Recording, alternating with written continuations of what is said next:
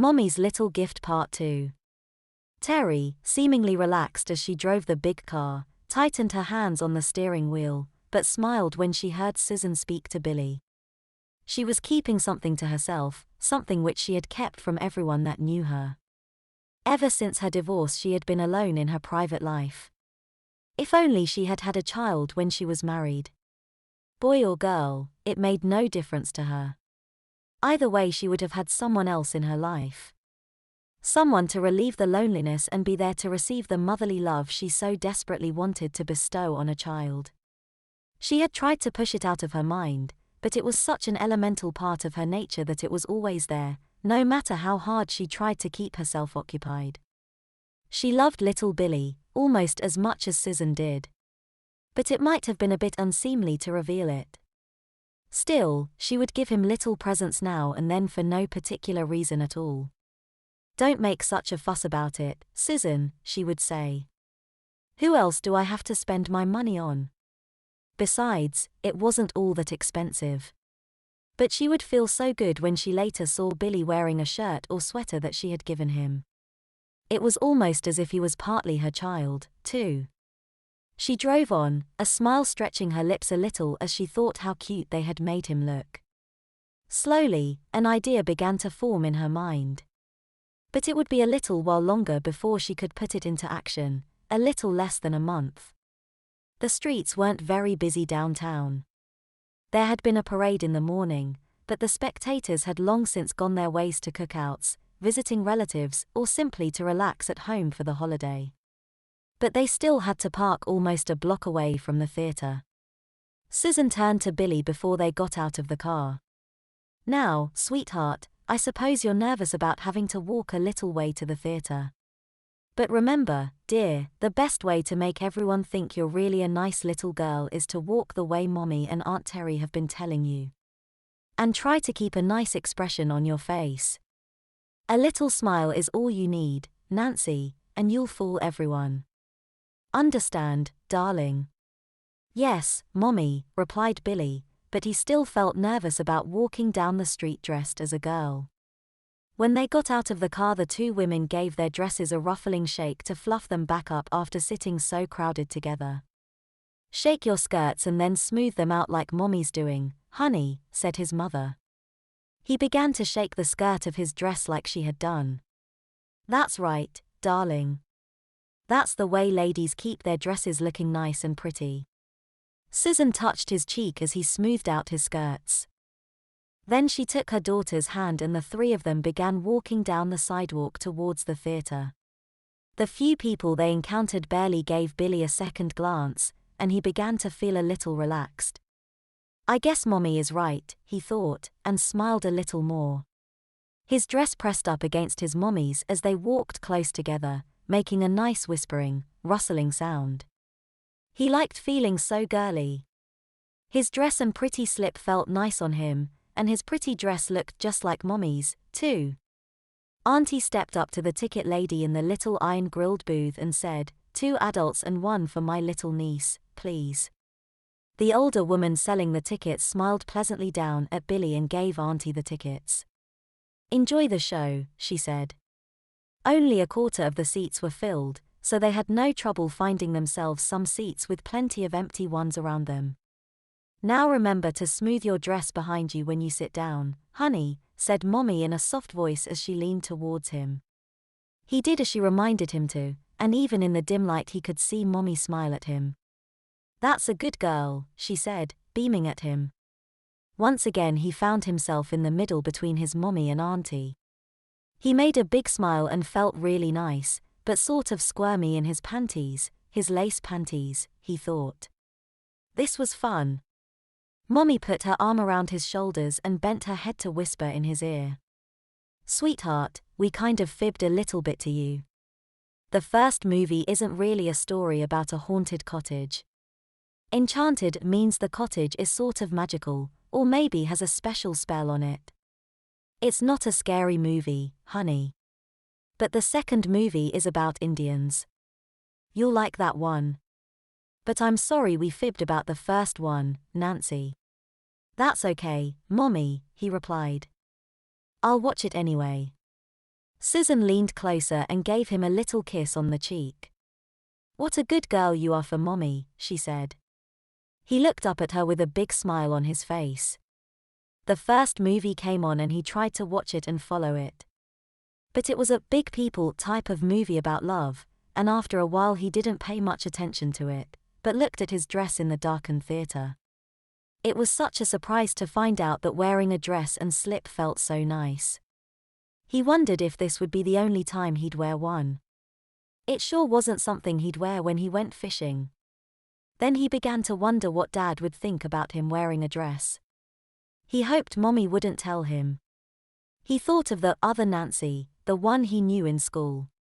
She always wore really pretty dresses and had a nice long ponytail. Did her dresses make her feel like he did now? No wonder she was always smiling and happy. He never knew before that girls could be so happy just because of their pretty clothes. It was as if someone had been keeping a big secret from him. After a while he tapped Mommy's arm. She looked down him and said, "What is it, honey?" "Mommy, I have to go to the bathroom," he whispered to her.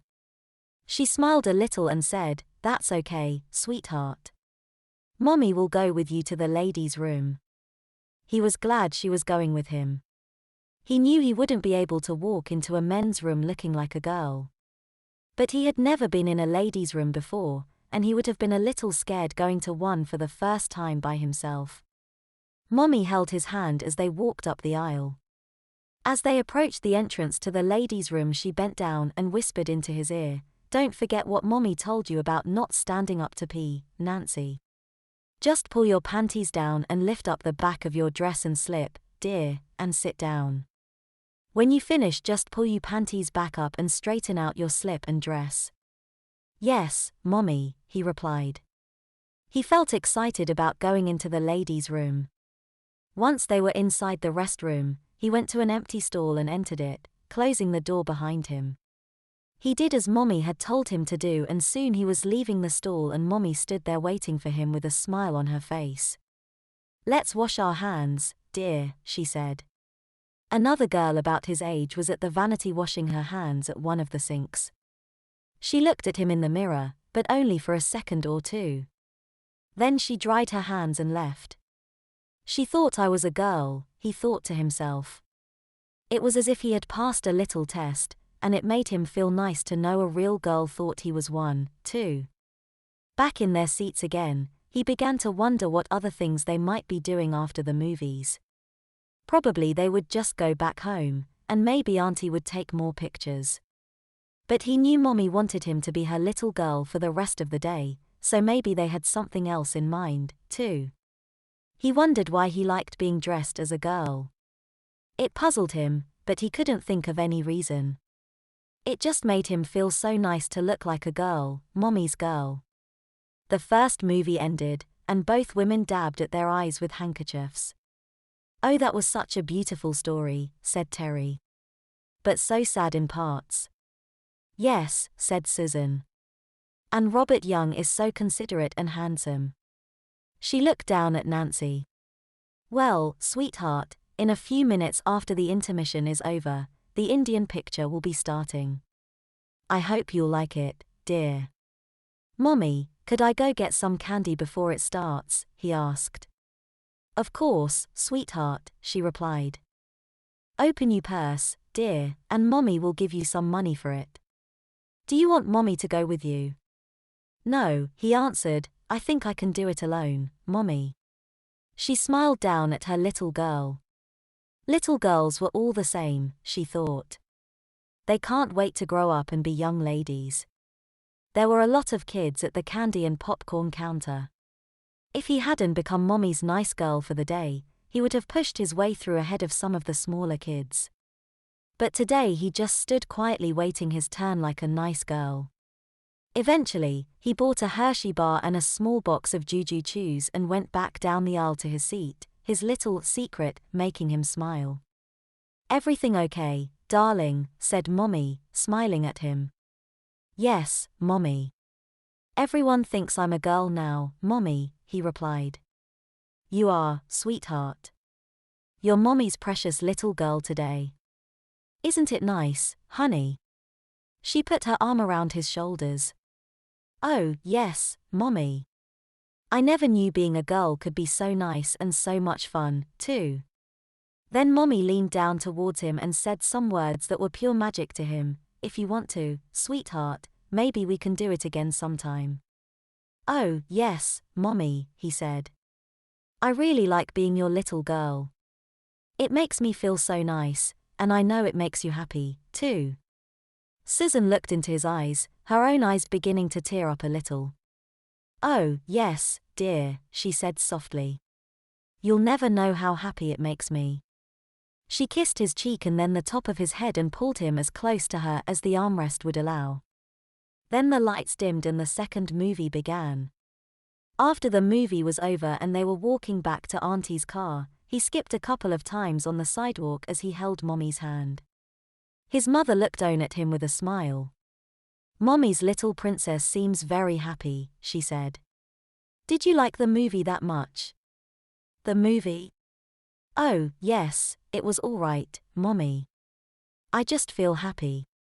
Auntie had been watching the two of them all afternoon. It was obvious how overjoyed Susan was with her little girl. But equally obvious was how much Billy enjoyed being Nancy. In June, she thought. In June. She smiled to herself. After they were settled in the front seat of the car again, Mommy looked at him and said, Sweetheart, while you were getting your candy at the movies, Auntie and I decided we're not going to go home right away. Where are we going now, then, Mommy? He asked. Well, honey, Mommy is so proud of her pretty little girl she wants to show you off to one of her friends. It'll be all right, dear. Mrs. Maureen is a nice lady, but she's getting old and doesn't get out of her house very much. The only time she sees anyone is when someone visits her. We'll only stop for a few minutes, honey, but it will make her feel so nice to have us pay her a little visit. Will she be able to tell that I'm really not a girl, Mommy? He asked. Oh, sweetheart, Mommy wants to tell her that anyway. She'll be so surprised. And thrilled, too. She loves little girls. And she'll think it's sweet that we dressed you up and that you look so pretty. All right, darling. Yes, Mommy, he replied. Since she lived alone and never went anywhere, he thought it would be all right. Mrs. Maureen lived out at the edge of town and her house sat back a little way from the road. When Auntie drove into her driveway, they noticed a couple of other cars parked in the back of the house. Does Mrs. Maureen have two cars, Mommy? Asked Nancy. No, sweetheart. She doesn't drive anymore, said Mommy. Some other people must be visiting her, too. But that's all right, honey. No one's going to laugh at you, darling. Are you sure, Mommy? Yes, sweetheart, she replied. Mommy won't let them. But you look so nice and pretty, honey, that no one would want to laugh at you anyway. They got out of the car and, after shaking and smoothing their dresses, walked to the front door. Auntie rang the bell and soon the front door was opened by a pretty lady about Mommy's age. Nancy knew that couldn't be Mrs. Maureen. Irene, said Auntie. Did you buy a new car? Hi, Terry, said the other woman as they leaned towards each other with a little hug. Yes, I just picked it up the other day. Then Mommy and Irene said hello and hugged each other, and the air was filled with a variety of perfumes and feminine chatter. As they slowly went inside, Irene noticed Nancy for the first time. Well now. Who's this pretty girl? She asked. Mother and daughter dresses. This is Nancy, said Mommy. I'll tell you about her inside. Who else is here? I saw two cars in back. Oh, Karen and Stella and Lois are here also, she replied. And Stella's little girl, Josie, is with her, too. They brought Harriet some things from town she wanted. Her arthritis makes walking around shopping pretty painful for her now. It's a shame. She's such a dear. They went into the front parlor and a new round of hellos and hugs took place with the other women. Nancy noticed an older lady sitting in a chair. She didn't get up, but Auntie and Mommy leaned down and kissed her cheek, and Mommy told everyone Nancy's name. He remembered to smile nice. Then a little girl about his own age came into the room. She had on a pretty blue dress and her long blonde hair was tied in a ponytail with a pretty blue bow. She walked over to Nancy, who was standing next to Mommy and holding her hand. "Hi. I'm Josie," she said. "What's your name?" "Nancy," he replied. "I'm doing a puzzle out on the kitchen table," said Josie. "Want to see it? You can help me, too." "Okay," said Nancy. He let go of Mommy's hand and Josie took his other hand and led him out to the kitchen. A large wooden drawing board was on the kitchen table and the puzzle was on it, almost finished except for a part in the middle of it. "It's a picture of a lady sitting in a park a long time ago," said Josie. "The cover on the box shows that she has a beautiful big dress on like ladies wore back then. And a pretty bonnet, too." Nancy looked at the puzzle. He thought they could probably finish it soon.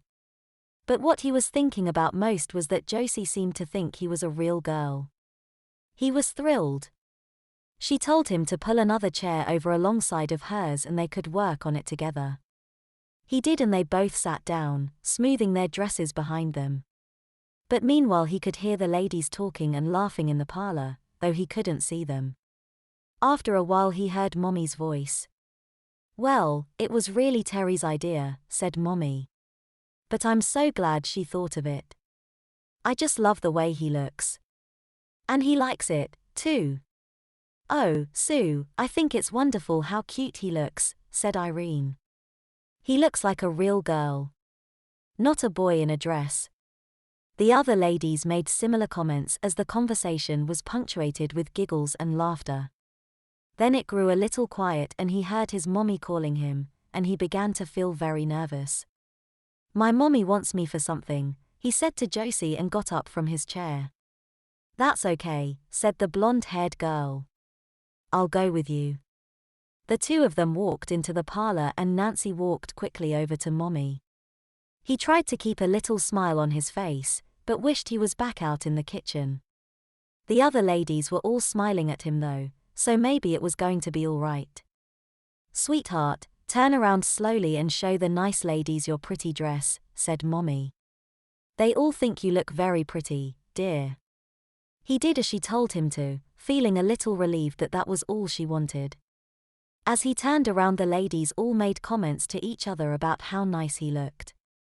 Then one lady said, "He looks so cute, he should wear dresses all the time." They all laughed a little, some of them agreeing with her. But Nancy had noticed that the lady had said he when she referred to him. She knew. They all knew. But they all seemed to think it was all right for him to be a girl. "Honey, go over to Mrs. Maureen and show her your pretty slip, dear," said Mommy. He obediently went over to the older lady and asked, "Would you like to see my slip, Mrs. Maureen?"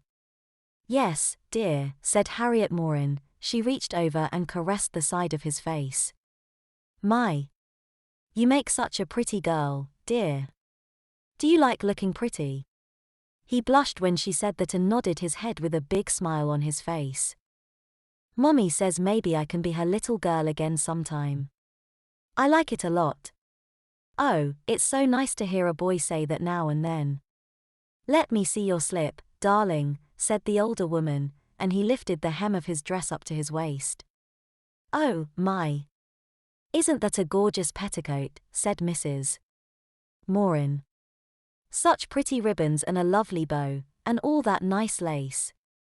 I bet you like it very much." "Yes, I do," he answered. "It makes me feel pretty wearing it. So do my lacy panties. A long time ago, dear, I had a little boy that liked to look pretty, too," she said. "Really, Mrs. Maureen?" he asked, surprised to find out he wasn't the only boy that liked looking pretty. "Yes, dear," she replied. "He's all grown up and has a family of his own now." But sometimes he visits me for a few days, and he still likes dressing up and looking pretty when we're together. I like being pretty with my mommy, too, he said. She gave his face another caress. What a sweet child you are. You can go back to your puzzle now, dear. Thank you for letting me visit you, Mrs. Maureen. Mommy said you were a very nice lady. You're welcome, dear. She had a wistful look about her eyes as she smiled at him, remembering her son that sometimes had been her little girl. Josie came over and took his hand again and said, "Come on, Nancy. We're almost finished with the puzzle." They walked back into the kitchen, leaving behind the chatter of the ladies as they all watched the pair of them walk out of the room. He wondered if Josie was going to say anything about him not being a real girl. They sat down side by side again at the table. "I wish my mommy would let me wear red nail polish like yours," said Josie. "She always makes me wear pink because she says it goes nice with my blonde hair." "Well, it does look very pretty, Josie," he said. "Do you like being a girl?" she asked. "Yes, I do." "You're not mad at me for being a boy, are you?" "Oh, no," she answered. "I can't see why anyone would want to be a boy. Being a girl must be a lot nicer than being a boy. Boys get so dirty and do all sorts of ucky things. And they're so loud and clumsy, too. I think it's nice you want to be a girl. Now let's finish our puzzle." He felt wonderful. Later, as they were driving home, his auntie looked over at him. "Did you have a good time at Mrs. Maureen's house, sweetheart?" she asked.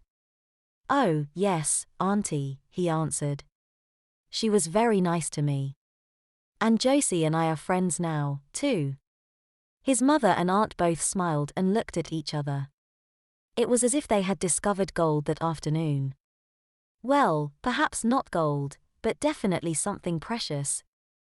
On the way home they stopped at a drugstore and Mommy bought a girl's coloring book and a box of crayons for her little daughter. But she kept them out of sight till they got home. For the rest of the day, he colored in the pictures at the kitchen table while his mommy and auntie talked and had coffee. It had nice pictures of little girls dressed up in different costumes and pictures of little kitties and butterflies in it, too. He colored them carefully and then would show Mommy and Auntie when he finished each one. Finally, after they had a little supper, Auntie said she had to be going. She put her gloves back on and picked up her purse. Then she walked over to Nancy. "I'm glad you enjoyed yourself today, honey. And you made your mommy very happy being her little girl. Wasn't it a nice day?" "Oh, yes, Auntie," he said. "It's been so much fun being Mommy's girl." She leaned down and kissed his cheek. "Maybe we'll see Nancy again, sweetheart." "I hope so, Auntie." She smiled and then hugged her sister goodbye. Nancy watched through the window as she drove her car out of the driveway, Mommy leaning over his shoulder as they both waved. Afterwards, Mommy told him to come into the parlor with her and sit down next to her on the couch. They both smoothed their dresses as they sat down. He looked up at Mommy. It seemed like she had been smiling at him all day. "Sweetheart," she began, "Daddy won't be home from the mountains till tomorrow night. When it's time for bed, Mommy has a nice nightie for you to wear tonight. Would you like that, honey?" "Oh, yes, Mommy." "Can I see it now?" "In a minute, dear. But first let Mommy hold her little girl." She reached across with both arms and hugged him to her. And then she looked down into his eyes and kissed the tip of his nose and gave him a little kiss on the lips, too. "Mommy will never forget this day, sweetheart. It's one of the happiest in my life." He put his head against her breast and hugged her around the waist. "It was for me too, Mommy. I hope I can be a girl again soon." "Well, honey, we have to be careful that Daddy doesn't find out. He might not like it. But Mommy will dress you up nice and pretty again when she gets a chance. You'll see. It won't be long, darling." That night he wore his pretty nightie to bed, and when he woke up in the morning, Mommy was leaning over him with a smile on her face. Good morning, precious. He rubbed the sleep from his eyes and smiled up at her. Can I be your little girl today too, Mommy? I'm afraid it's time to be Billy again, dear, she answered. Uncle Ed and Aunt Rita are coming over sometime today. I don't think we should let them see Nancy, honey. They're kind of set in their ways. But I'll dress you up again as soon as I can, sweetheart. Now let's have some breakfast. You look so cute with that lace collar. Asterisk, asterisk, asterisk. For the next few weeks Billy was Billy.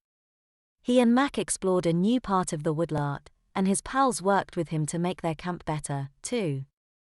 When they were finished, some of the other boys wanted to put up a sign saying, "No girls allowed." Billy secretly wondered why they wanted to do that.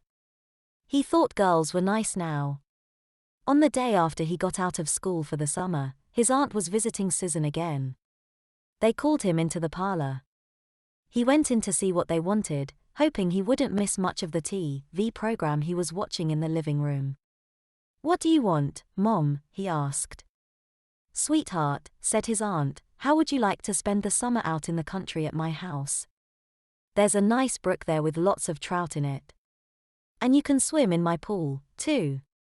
"Yes, dear," said his mother. "And that way Mommy and Daddy can go on a trip they want to take, too. Of course we'll take you with us if you want to come." "Billy," said his aunt as she reached out and held his hand, "maybe Nancy would like to stay with me." She gave him a little wink. "I seem to have a lot of new dresses and things that are just her size, dear." Billy blushed and looked down at the floor, but his heart began beating fast. "I bet Nancy would like staying with you, too." "Auntie," he said. "Is that all right, Mommy?"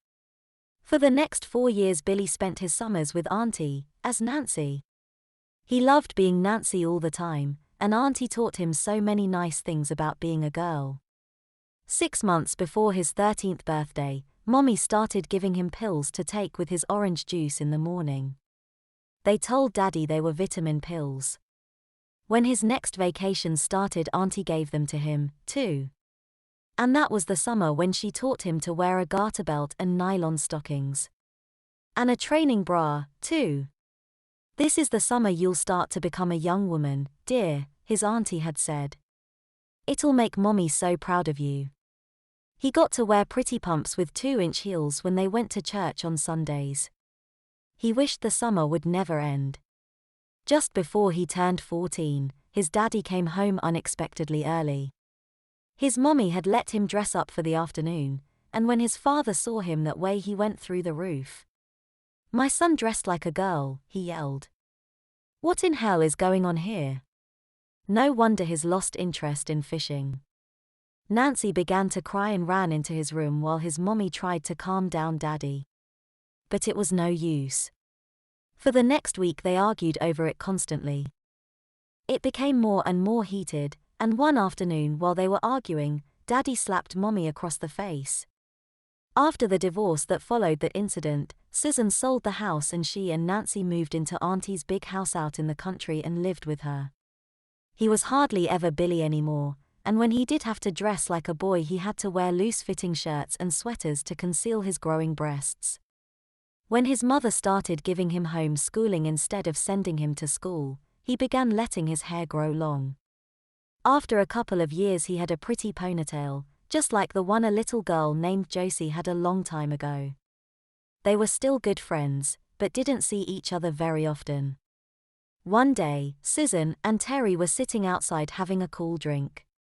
Nancy was picking gladiolas from the nearby flower garden, and looked very pretty in her new long sundress, the breeze occasionally lifting the skirt of her dress to reveal an old Victorian petticoat under it with a pretty eyelet lace hem.